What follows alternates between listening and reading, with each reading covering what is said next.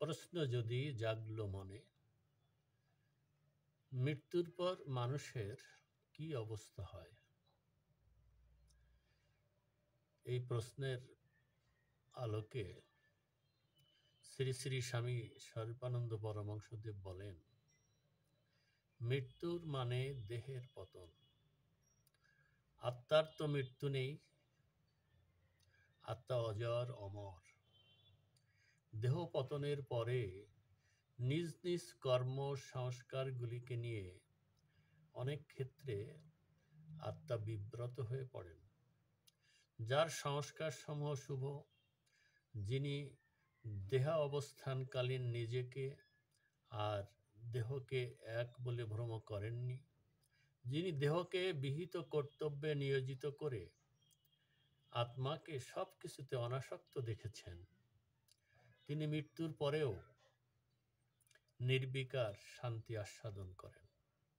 আর যিনি দেহকেই আত্মা ভেবে দেহের পরিতৃপ্তির জন্য লালসায় অন্ধ হয়ে নানা কাঙ্ক্ষিত সুখের পশ্চাদ্ধাবন করে বেরিয়েছেন, তিনি দেহ পতনের পরেই দেহবাস সুলভ সংস্কার সমূহকে আত্মার গায়ে আঠার মতো লগ্ন দেখতে পান এবং ক্ষুধা, তৃষ্ণা, লোভ, লালসা প্রভৃতির কারণ বিদ্যমান না থাকা সত্ত্বেও এই সকল সংস্কারের জ্বালায় অনুক্ষণ জ্বলে মরেন।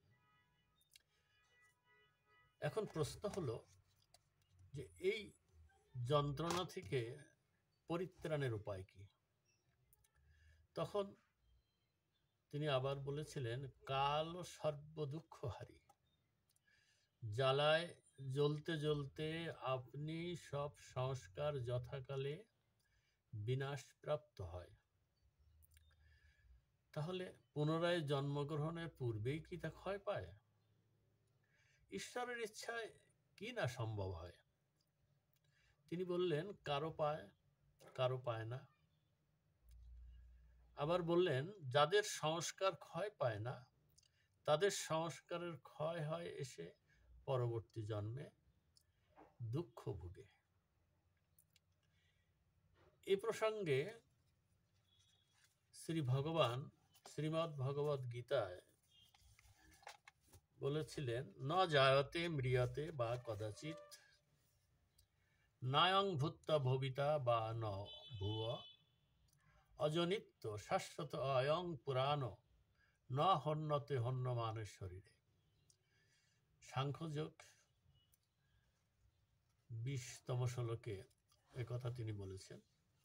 অর্থ হলো, এই আত্মা কখনোই জন্মান না, মরেন না, অথবা উৎপন্ন হইয়া পুনরায় উৎপন্ন হইবেন না।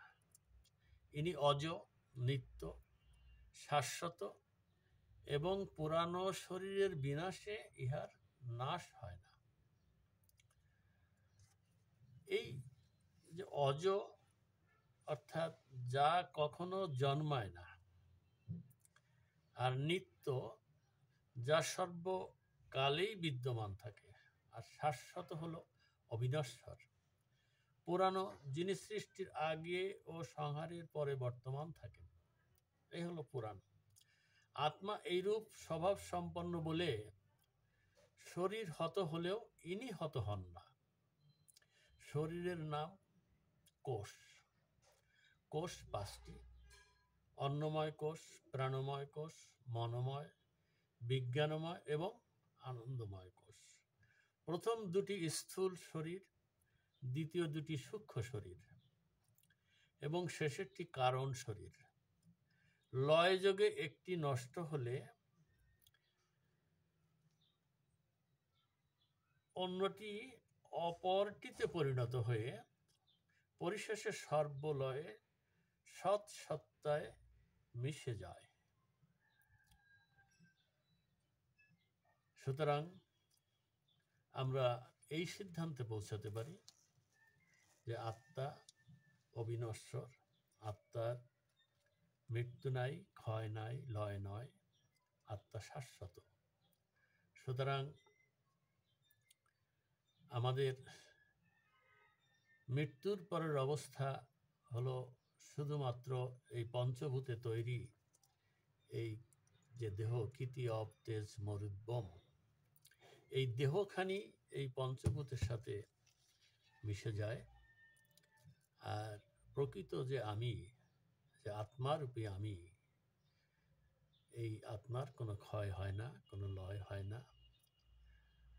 এই আত্মা যখন সংস্কার মুক্ত হয়ে যায় তখন পরমাত্মার সাথে লীন হয়ে যায়। হরি ওম, হরি ওম, হরি ওম। ওং শান্তি, ওং শান্তি, ওং শান্তি।